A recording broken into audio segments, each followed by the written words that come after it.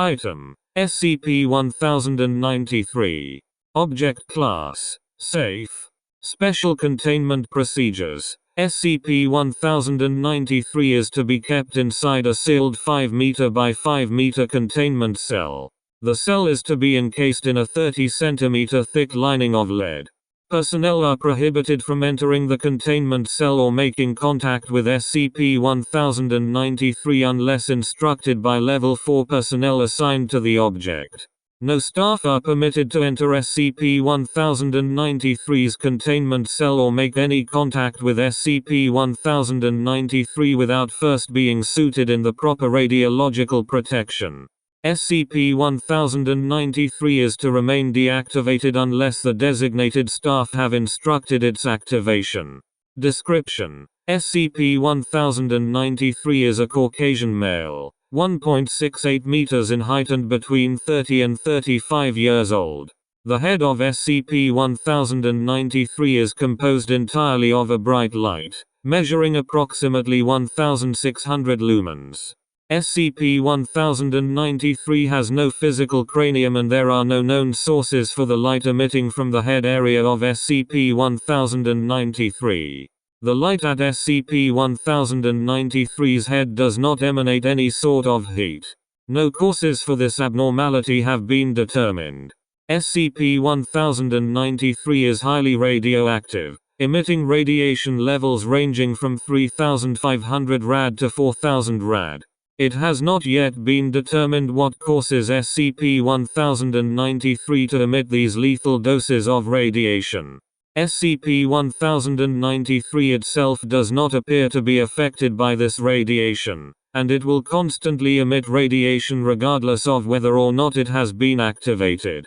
On the back of SCP-1093, attached to the base of the neck, is a switch labeled with on and off, resembling that of a typical household light switch.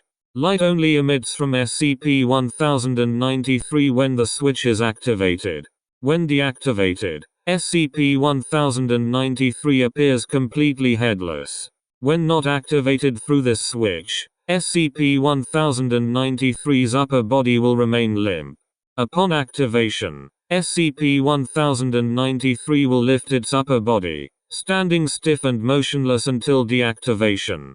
Biological examination of SCP-1093 has shown it to be, externally, a living and healthy human from the neck down. SCP-1093 displays a stable heartbeat and steady, constant breathing.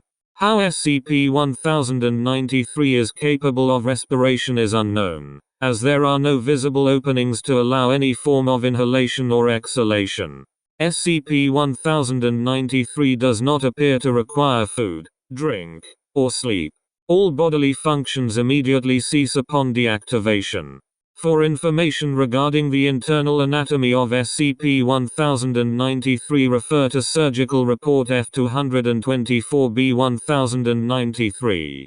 When activated, SCP-1093 is entirely dormant. SCP-1093 does not respond to any staff attempts at interaction and is completely unresponsive to all external stimuli.